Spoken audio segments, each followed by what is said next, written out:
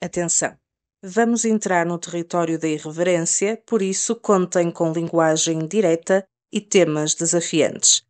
Este podcast tem um caráter meramente informativo e não deve ser considerado como aconselhamento profissional qualificado de qualquer tipo. As opiniões expressas neste podcast podem não ser as da anfitriã ou as da Associação Ateísta Portuguesa. Saudações, caros primatas pensantes, o meu nome é Eva Monteiro e com a Associação Ateísta Portuguesa trago-vos o podcast quinzenal Homo Sem Deus. Aqui desmontamos crenças com humor, exploramos as histórias pessoais de ateus e desafiamos tabus numa sociedade cada vez mais dividida pelas crenças religiosas.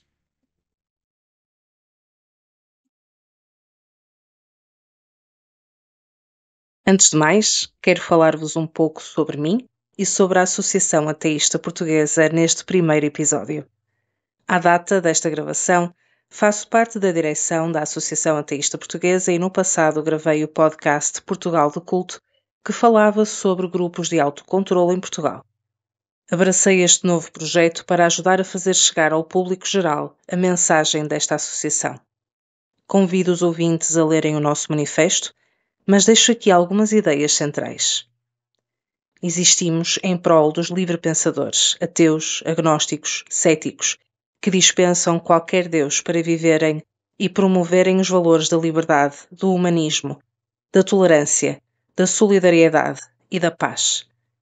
Queremos mostrar o mérito do ateísmo enquanto premissa de uma filosofia ética e enquanto mundividência válida, porque o ser humano é capaz de uma existência ética plena sem especular acerca do sobrenatural e porque todas as evidências indicam que nenhum Deus é real.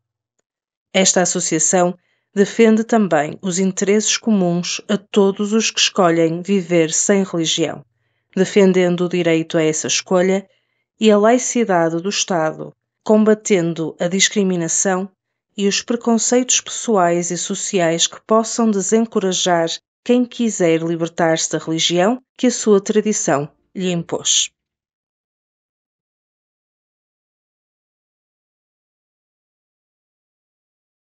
Ao contrário de episódios futuros, nesta edição pretendemos apenas dar a conhecer a Associação Ateísta Portuguesa e os seus objetivos, por isso a estrutura é um pouco diferente daquela que verão daqui para a frente. E para apresentar a Associação Ateísta Portuguesa e o que tem vindo a ser desenvolvido, quem melhor do que o seu atual presidente? João Monteiro é formado em Biologia e em História e Filosofia das Ciências, com um percurso profissional também pela comunicação de ciência. Com uma intensa participação cívica, tem colaborado com diversas associações. É, atualmente, o presidente da Associação Ateísta Portuguesa.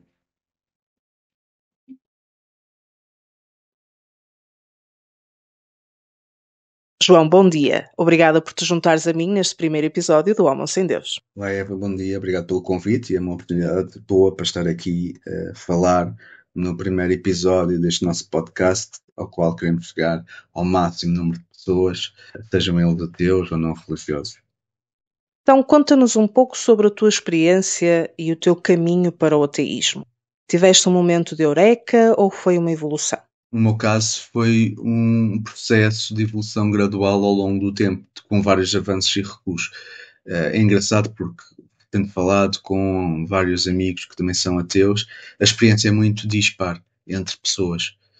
No meu caso, eu fui educado como religioso, num meio cristão católico. Houve uma altura da minha vida, enquanto jovem, quis saber mais sobre religiões. Fui percebendo ao longo do tempo que o que eu queria saber queria conhecer a história das religiões. Era esse o objetivo que eu queria. No meu processo, andei na catequese, fiz a primeira comunhão, profissão de fé. Quando fiz a profissão de fé e temos de ir lá para o centro e dizer o credo, quando me estava a preparar para isso, eu falei com o padre na altura da confissão e disse que não acreditava naquilo, não fazia sentido para mim estar a dizer que acreditava em um só Deus, Pai Todo-Poderoso, Criador do céu e da terra. Não fazia sentido a dizer isso quando não acreditava, quando tinha sérias dúvidas sobre o assunto e inclinava mais para não acreditar do que sequer para a dúvida em si. E ele dizia para não me preocupar com isso, que só tinha de ir lá dizer, acreditando ou não.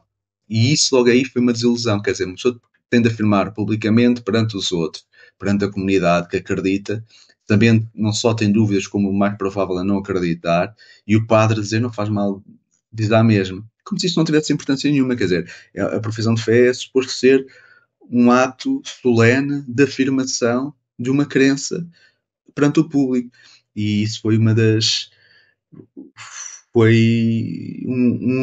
fases que abalou a minha presença na igreja. Aliás, a partir daí deixei a catequese, deixei de estar presente, porque achei que aquilo era tudo uma fantasia. Por outro lado, agradeço que o Padre tenha tido essa abertura para me dizer isso, porque demonstra que a Igreja Católica, naquele caso a igreja em que eu estava inserido, não era um espaço de fanatismo em que tinha de dizer acreditasse ou não.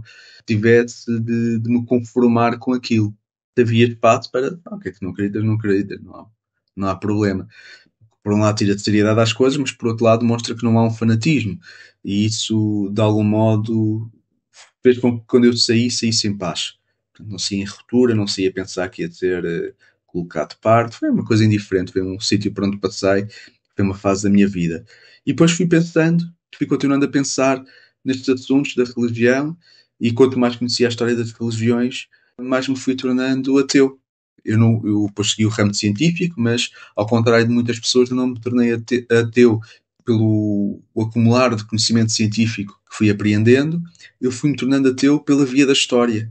Conhecer a história das várias religiões, percebo o que é que aconteceu, como é que aconteceu, as origens em comum, mas também a origem das divisões, do que é que está por trás, o que é que subjaz a umas ideias e não a outras, todos os processos organizativos, quando se decide o que é que se vai acreditar e o que é que não se vai acreditar. Portanto, tudo o que nós acreditamos hoje é porque foi decisão de atores no passado que decidiram o que é que queríamos acreditar, o que é que era verdadeiro e o que é que não era verdadeiro.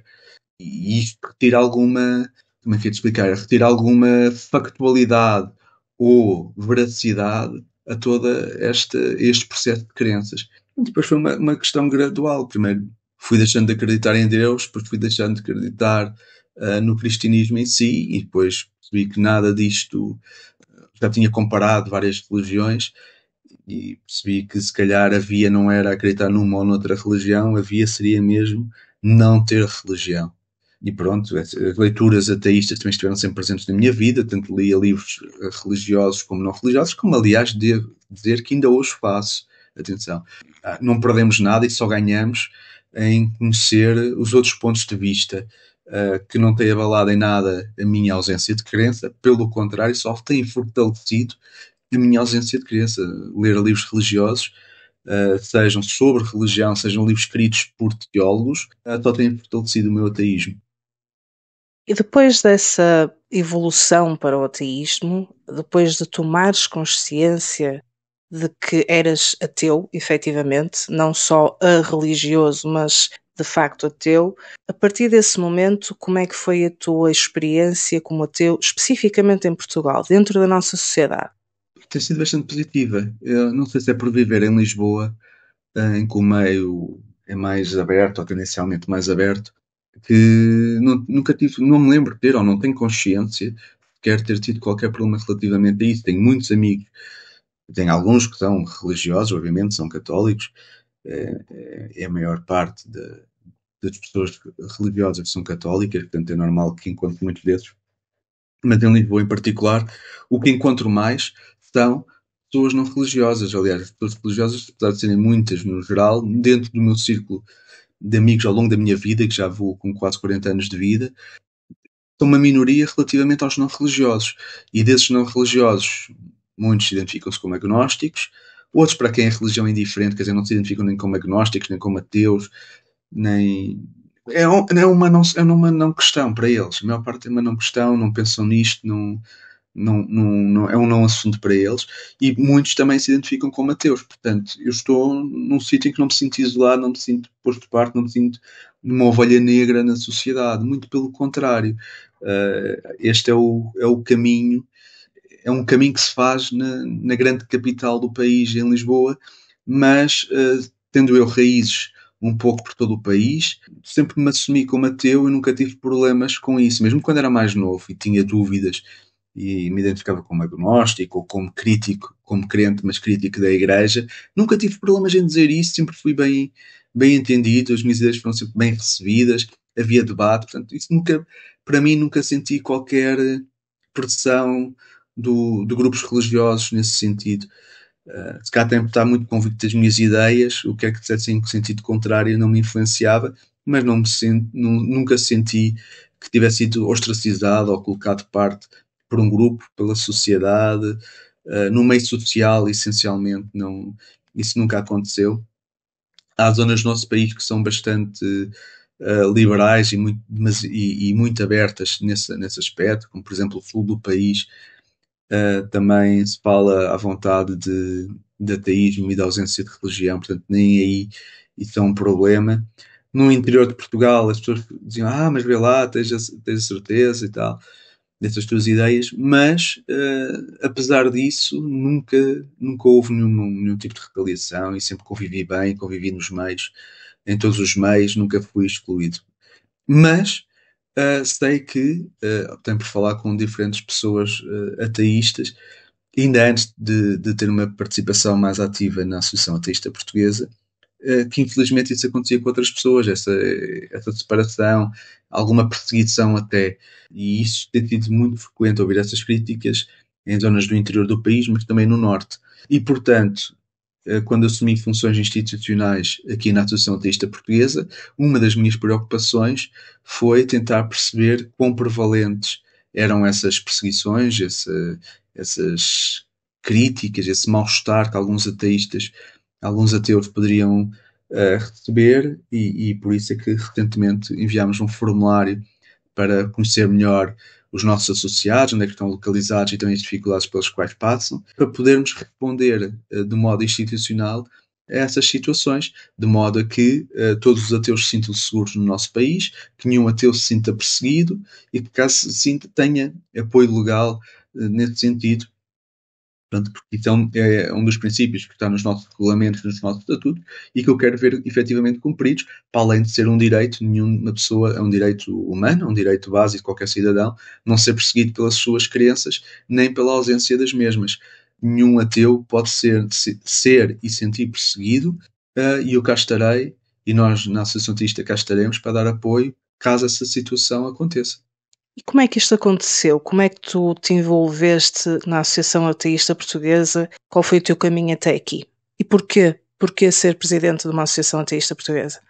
Eu acompanho o trabalho da Associação Ateísta Portuguesa praticamente desde o seu início, nos vários fóruns que tiveram lugar, acompanhava muito quando a blogosfera era bastante ativa e dinâmica, depois toda esta comunicação passou para as redes sociais, fui acompanhando o trabalho de alguns membros desta associação que estavam na direção, como o Carlos Esperança, o Luís Grave Rodrigues, também o Raul Pereira, o Onofre Varela, são pessoas que ainda estão muito ativas na nossa associação, fui acompanhando o trabalho delas e foram, digamos que, role models, figuras de exemplares para mim.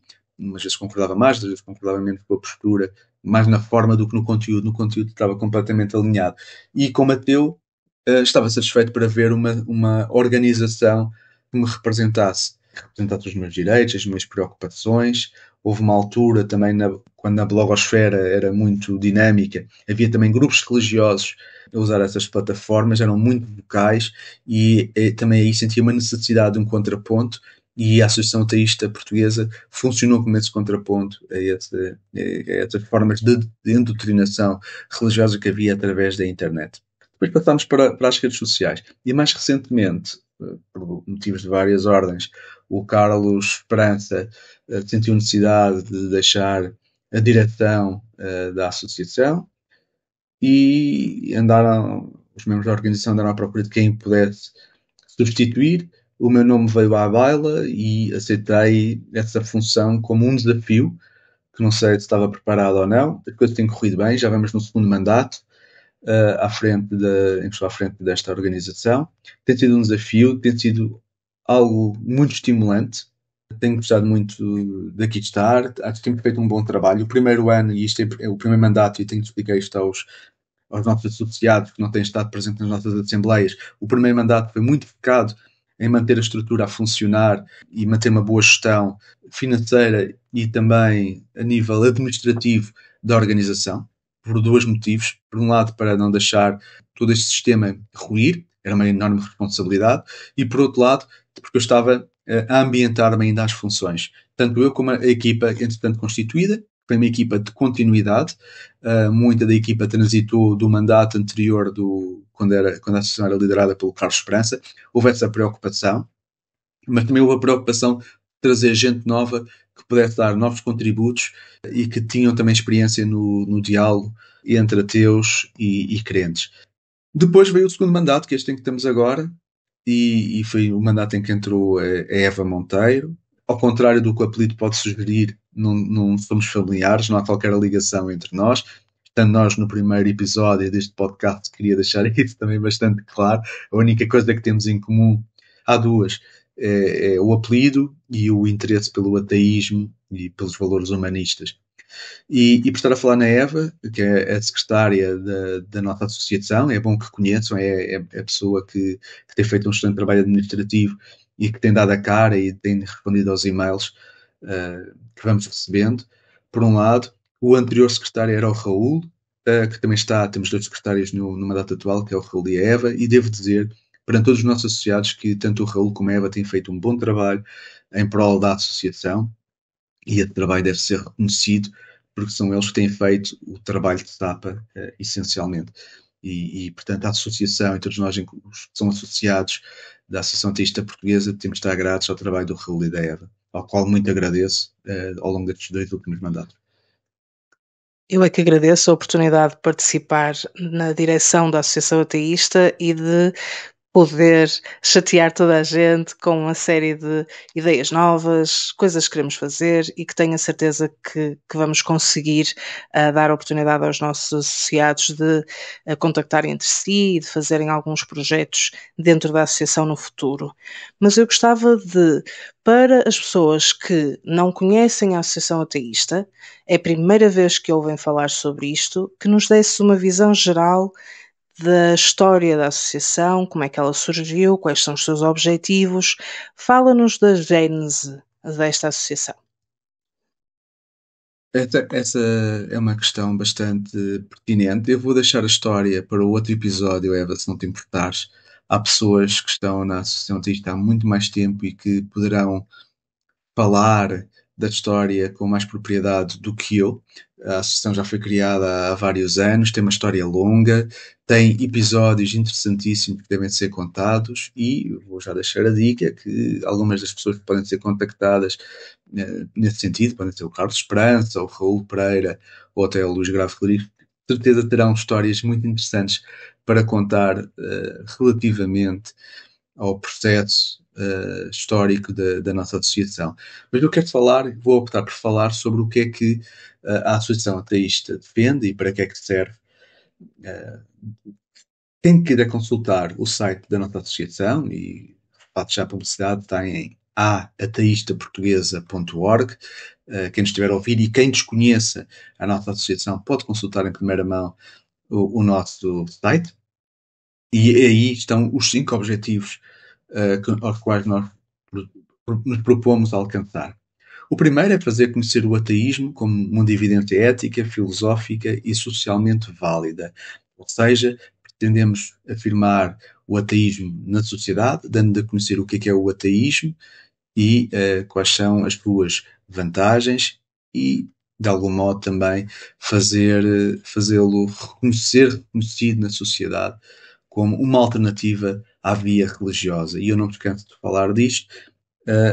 As alternativas a uma dada religião não têm de ser necessariamente outra religião, pode ser uma ausência de religião.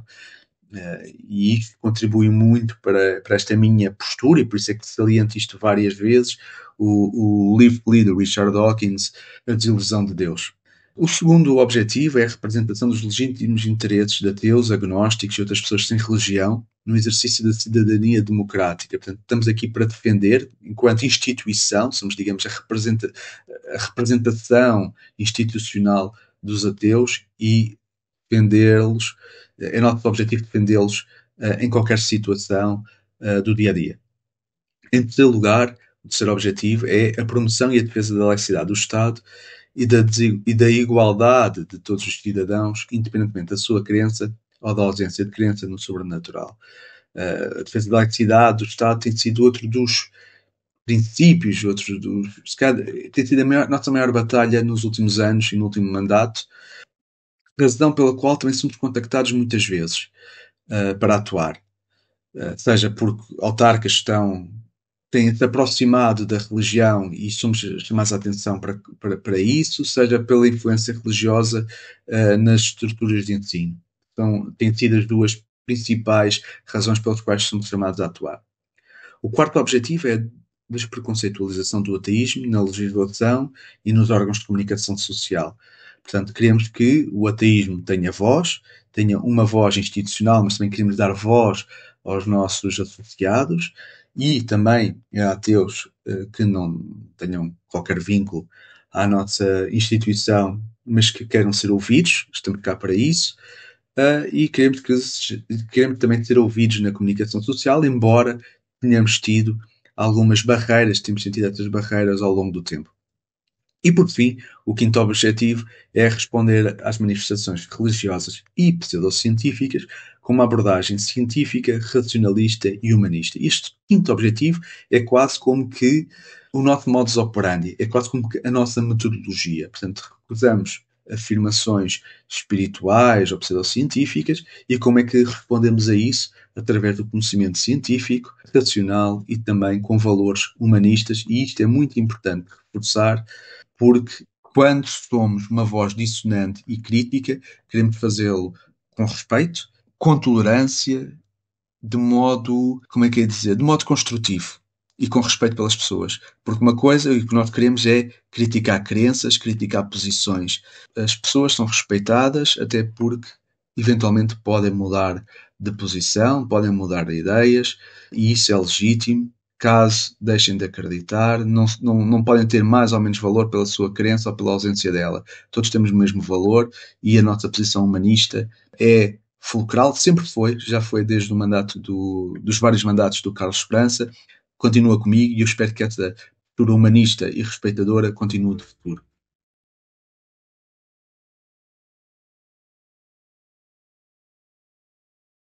Primatas pensantes do meu coração, se estão a gostar deste episódio, sigam o Homo Sem Deus na plataforma onde nos estão a ouvir e nas redes sociais.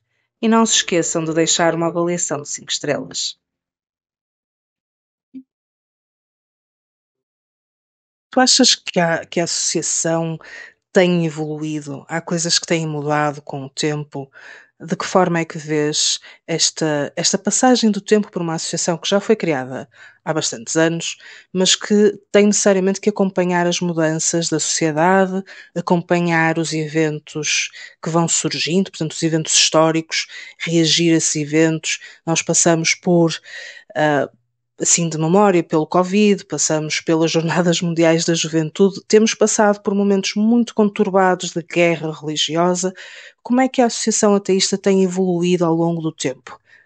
Bem, isso é uma excelente questão e eu fiz esse estudo há relativamente pouco tempo, quando fiz a passagem do meu primeiro mandato para o segundo, fiz essa análise. E o que verifiquei foi que, desde o início da criação da associação, pelo Carlos Esperança e pelos restantes membros que o acompanharam, houve um crescimento enorme, que é normal, porque estavam a partir do zero e o crescimento foi enorme, e esse crescimento foi enorme para dar resposta ao tal problema que havia na altura, que era da grande influência religiosa na blogosfera, na opinião pública, e era preciso um contraponto a isso, e foi quando a associação se formou, e formou-se na altura certa, e teve uma grande adesão, porque, de facto, fazia falta. Depois de crescer, como em qualquer organização, há uma tendência para a estabilização. Estabilizou-se porque o número de pessoas interessadas em mobilizar-se já tinha atingido o seu pico, pelo menos naquele contexto. Há muitas pessoas que são ateias ou agnósticas e que poderiam ser futuros e potenciais associados, mas que não se querem envolver. E isso é comum em várias organizações, portanto eu tenho uma grande experiência associativa e, portanto, sei que o que aconteceu com a Associação Ateísta é o que acontece com muitas outras organizações e associações. As pessoas revêem-se nos valores, nos princípios, mas não querem ir mais além. Umas querem só tornar associadas para poder pagar a cota e ajudar, outras nem sequer querem fazer isso. E é legítimo, porque acham que o caminho não é uma associação, pronto, estão no seu direito de pensar isso. E por isso é que essa é a causa da estabilização. Depois acontece que, com o passar dos anos, há pessoas que se vão desvinculando, outras que, com o passar dos anos, vão ficando doentes, outras acabam por falecer, e também todas essas situações contribuem para a estabilização do número de associados, porque os que entram vão sendo equilibrados com os que saem, por uma razão ou por outra, seja por motivos de saúde, por motivos de falecimento, infelizmente, etc. Portanto, todos esses fatores contribuem para que haja uma estabilização da organização. Quando eu tomei posse, continuou o percurso de estabilização, porque a prioridade aí era, lá está, como disse há bocado, manter a estrutura a funcionar e eu ambientar-me às novas funções, mas logo a seguir cresceu. E cresceu porquê? Porque com a nova massa crítica de pessoas que entraram, com um novo dinamismo, houve mais pessoas interessadas e a participar e a colaborar. Crescemos, por exemplo, muito a nível das redes sociais. Foi onde tivemos maior impacto e maior crescimento. Depois também tivemos um crescimento a nível de associados. E a nível de tesouraria, conseguimos recuperar algum dinheiro em atraso, de cotas em atraso, e conseguimos novos pagamentos. Portanto, o primeiro ano, ao contrário das minhas expectativas, é normal estar um bocado receoso porque não tinha muita experiência no cargo, estava expectante sobre como é que as coisas iriam correr, e quando fiz esse balanço, verifiquei que todo esse mandato correu muito bem. Correu muito bem a nível financeiro, correu muito bem a nível administrativo, correu muito bem a nível de iniciativas, apesar dos percalços e dos desafios que tivemos. E o grande percalço e o grande desafio foi precisamente a pandemia de Covid. Cheguei eu cheio de energia para fazer coisas. Entrei em julho de 2020, foi quando estávamos num dos picos da pandemia, portanto, eu com vontade de fazer encontros presenciais, desenvolver iniciativas locais, tive de adiar essas iniciativas, esses desejos, esses projetos, durante praticamente 2 anos, até ao mandato atual. E essa é uma das preocupações do mandato atual, então, é recuperar o tempo perdido e aproximar-nos dos nossos associados. Como é que nos vamos aproximar dos nossos associados? Através de eventos presenciais. Posso já dizer aqui que estamos a planear criar núcleos territoriais, estamos a criar, já temos criado um chat para as pessoas, para os nossos associados conversarem entre si e conversarem diretamente connosco. Portanto, há esta vontade de ir ao encontro dos nossos associados e que os nossos associados se organizem enquanto comunidade, seja a nível digital, seja a nível local, para que também possamos fazer encontros presenciais, ou seja, de modo a termos garantias e capacidade de organizar esses eventos presenciais que queremos fazer, porque queremos ir mais além do que já temos feito, e isso tem sido sempre uma das missões, tem sido, digamos que, o princípio orientador da nossa associação, já desde o mandato anterior, é fazer cada vez mais ir construindo passo a passo. Portanto, os nossos associados têm de perceber que isto é um caminho gradual que demora tempo para termos um trabalho de qualidade e robusto, que é o que nós queremos. E estamos a trabalhar nesse sentido, e isso demora algum tempo, e portanto agradeço a compreensão de todos, mas tanto eu como a Eva, como o Raul no passado, temos estado a trabalhar nesse sentido, e temos felizmente contado com o apoio de outros associados que têm colaborado na escrita de textos para o nosso blog e para as nossas redes sociais, das quais destaco obviamente o trabalho do Onofre Varela, que tem alimentado os textos do nosso blog, mas também de outros associados que de modo mais esporádico têm apresentado alguns textos que também temos divulgado, porque é nosso objetivo dar mais voz a novas pessoas e trazer novas caras para o mundo do ateísmo. Queres falar aos nossos associados de modo mais específico acerca de projetos que se estão a desenvolver neste momento? Algumas amostras daquilo que nós temos já preparado para o futuro? Bem, em parte já respondi a isso. O que é que eu posso falar mais? Quem acompanhar as nossas redes sociais pode começar já a verificar uma alteração no design das mesmas. Vamos voltar a apostar nas redes sociais. No mandato anterior apostamos na diversificação das redes. Neste mandato estamos a apostar na qualidade da comunicação nas mesmas, com um novo aspecto gráfico nos nossos posts. Temos também o chat que estamos a criar para promover o diálogo entre todos e vamos tentar reforçar a newsletter, também com informação mais periódica e mais consistente, como já desenvolvimos no passado, mas queremos retomar essa ferramenta de comunicação para que os nossos associados percebam efetivamente o que é que estamos a fazer e levar as novidades aos nossos associados. E também a questão do podcast, que tem sido aqui uma das apostas da nossa associação para levar conteúdos, por um lado levar conteúdos ateístas a quem nos segue e a quem tem interesse por este tema, e ao mesmo tempo dar voz às novas pessoas, às novas figuras e trazer novas caras para o panorama ateísta, como disse na pergunta anterior. Vamos ter também eventos presenciais que estamos a desenvolver nos bastidores neste momento e, no fundo, outras iniciativas que vão surgindo também com as ideias que nos são passadas pelos nossos associados. Este veículo do podcast Homo Sem Deus também serve para recolher estas ideias. Nós queremos que nos digam o que é que podemos fazer, onde é que devemos estar, com quem é que devemos falar e, nesse sentido, deixamos sempre a porta aberta, deixamos sempre um convite constante para que os nossos associados e para que qualquer outra pessoa fora da associação nos contacte não só com ideias, com pedidos. Isto são discos pedidos à vontade, gente. Por favor, falem connosco. Estamos aqui precisamente para vos ouvir. Agora, outra questão que tenho para te colocar é como vês o futuro da Associação Ateísta Portuguesa nos próximos anos? Até onde consegues ir para fazer um bocadinho de futurologia? Para onde caminhamos? Bem, nós caminhamos para um futuro muito dinâmico. Essa é a minha aposta e tenho a certeza que quem vier a seguir a mim vai continuar esse caminho, porque é o caminho que estamos a preparar neste momento. Se é verdade que nós não temos tido grande aceitação nos meios de comunicação social, eu acredito que isso vai mudar nos próximos tempos, de modo gradual, à medida que formos tendo mais visibilidade. O que é que nós queremos? Nós queremos um espaço, uma organização muito mais ativa, muito mais dinâmica, e por isso é que precisamos de contar com a participação de todos, precisamos de uma participação alargada, precisamos da participação não só das pessoas que estão nos órgãos sociais, mas queremos ouvir e dar voz, e queremos envolver, portanto, para além da participação através da sua participação de podcasts ou que nos façam chegar as suas ideias, queremos envolver fisicamente os nossos associados nos nossos eventos, queremos que participem, e por isso é que também queremos ir ao encontro deles. Queremos saber onde é que estão, para nos deslocarmos aos seus territórios, queremos fazer mais coisas em conjunto e queremos estar presentes.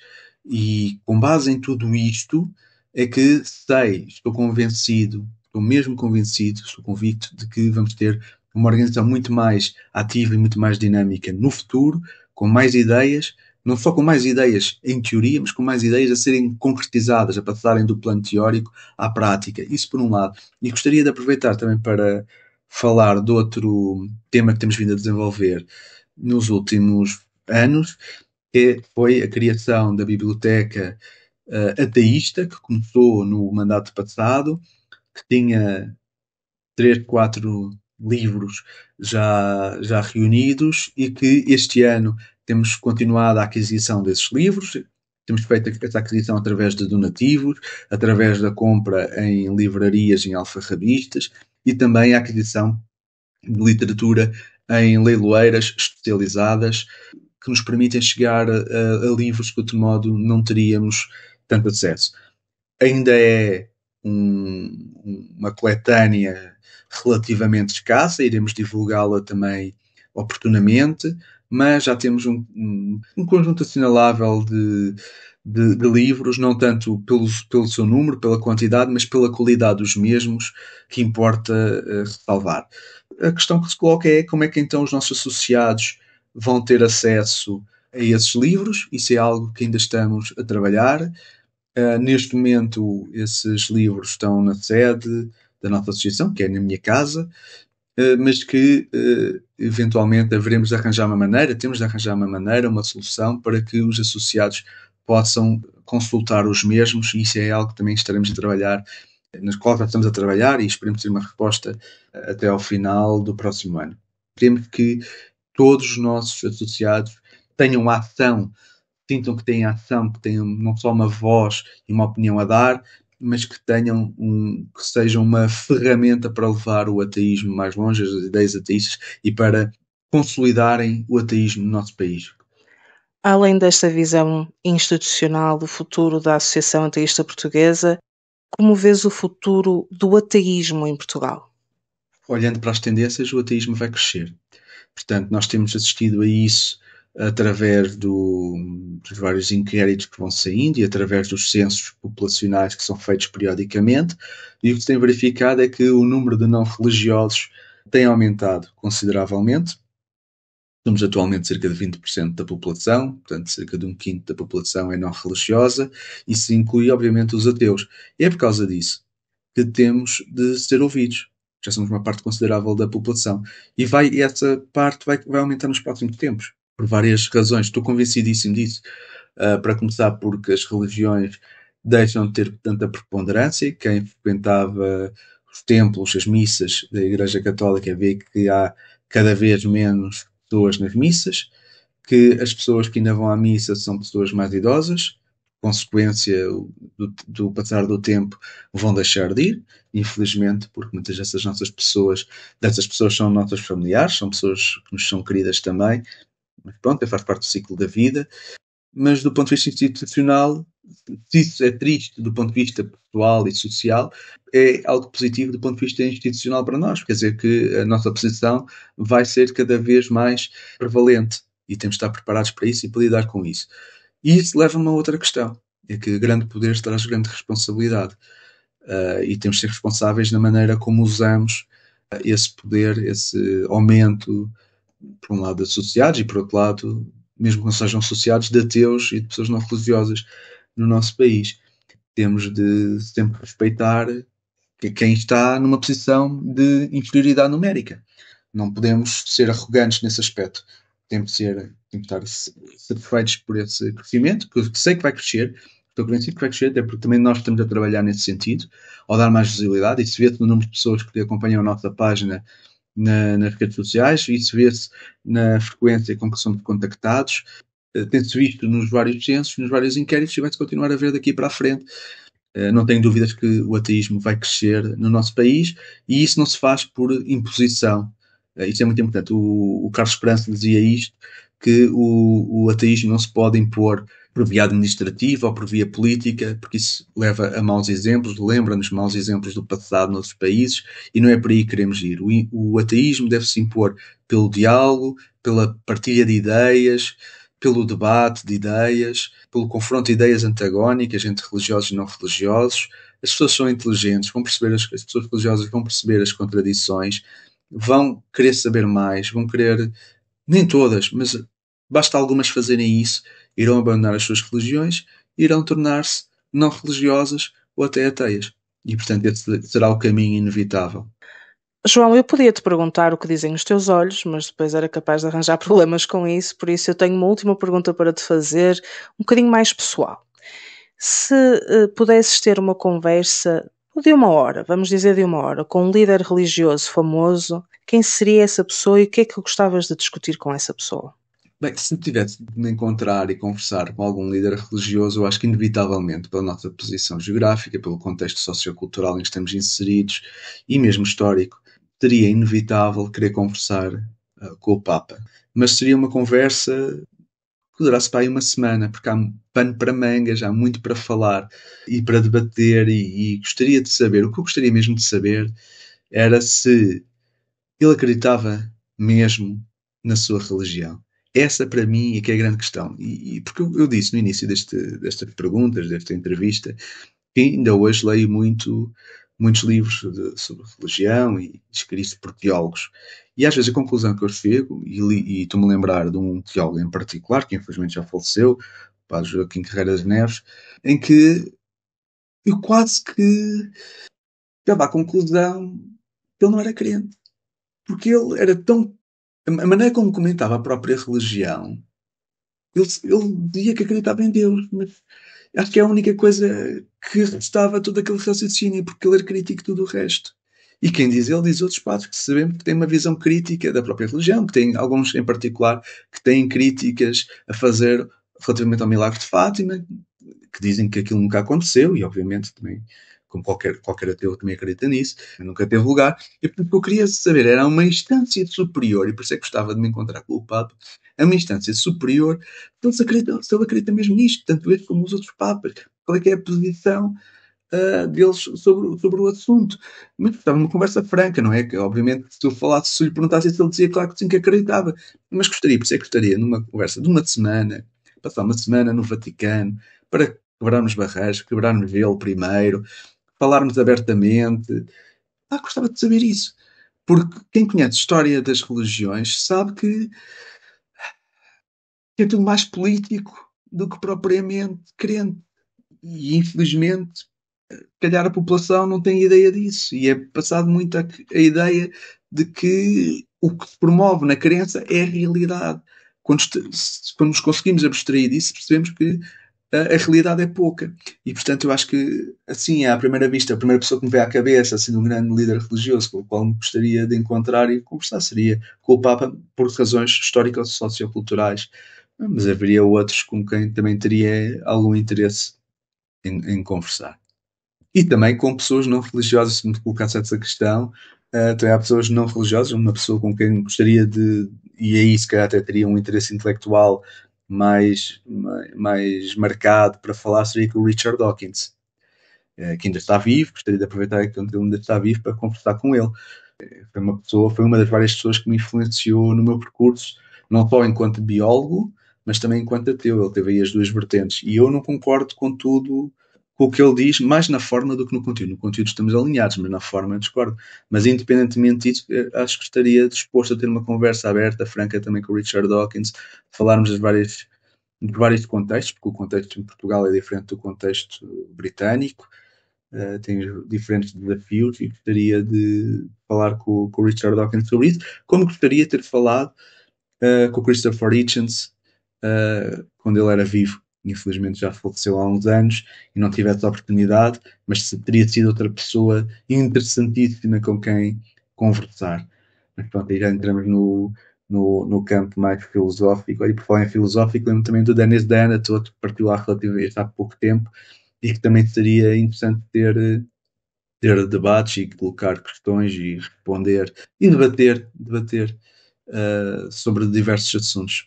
Infelizmente, as boas pessoas e as pessoas que são referência para nós ateus estão a partir e, portanto, o que eu acho e que concluo daqui também é que é importante criarmos novas referências para quem vem daqui para a frente. E não nos podemos esquecer do quarto cavaleiro do novo ateísmo, que é o Sam Harris. Tenho a certeza que também seria um autor fantástico para conversarmos. Quem sabe, se um dia não conseguimos conversar com estas pessoas, nós estamos abertos. Eles poderão não nos conhecer, mas nós conhecemos a eles e estamos sempre a trabalhar nesse sentido. Eu concordo que seria interessante falar com o Papa. E aproveito para deixar uma pequena amostra do próximo episódio do Homem Sem Deus, que será acerca de um evento em que participamos, e durante esse evento eu tive o prazer de falar com alguns muçulmanos e um deles disse-me algo como: não existem ateus. Os ateus, isso é uma falácia, isso é uma mentira. Toda a gente acredita em alguma coisa. Eu não consigo suportar a ideia de que existe alguém que verdadeiramente não acredite. Ao que eu lhe respondi: engraçado, eu não acredito que pessoas verdadeiramente inteligentes efetivamente acreditem. E no fundo é isso. Eu também acho que as pessoas que estão no topo destas organizações efetivamente acreditem aquilo que professam. Simplesmente há uma estrutura que obriga a que se diga que sim. No fundo, retornando ao início da nossa conversa, em que te disseram, não interessa muito se acreditas ou não, vai lá, dizes as palavras e estás dentro da comunidade, e isso é que é importante. E no fundo é isto que nós queremos criticar, estas dicotomias da religião, tudo isto serão temas de episódios próximos. Vou contar já agora para os nossos ouvintes, para os nossos primatas pensantes que nos ouvem do lado lá. Nós vamos continuar a abordar estes temas, uma vez por mês, portanto, estes são episódios quinzenais, cada um episódio, portanto, cada segundo episódio vamos contar com a presença do João como presidente da Associação Ateísta para fazer comentário, para abordar vários temas, e será nesses temas, nesses episódios futuros, que poderemos abordar mais aprofundadamente outros temas do ateísmo e outros temas da religião. João, obrigada por te ter juntado a mim neste Almoço Sem Deus, nesta nossa primeira edição, e conto contigo na próxima. Obrigado, Eva. Cá estarei para a próxima e agradeço também a iniciativa de teres criado este podcast, que é uma mais-valia para a nossa instituição.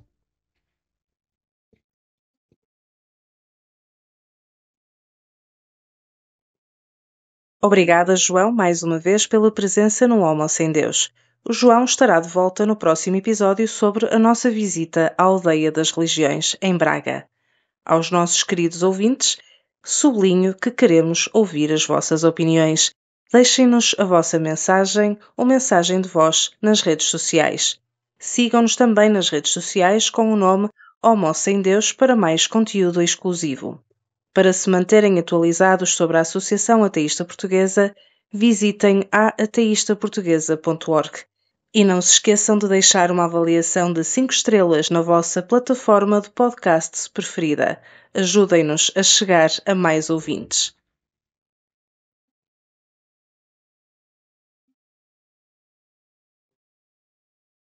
Estaremos de volta na próxima quinzena com mais entrevistas, notícias do mundo religioso e muito mais. Até lá, continuem a questionar, a duvidar e a explorar as vastas fronteiras do pensamento crítico.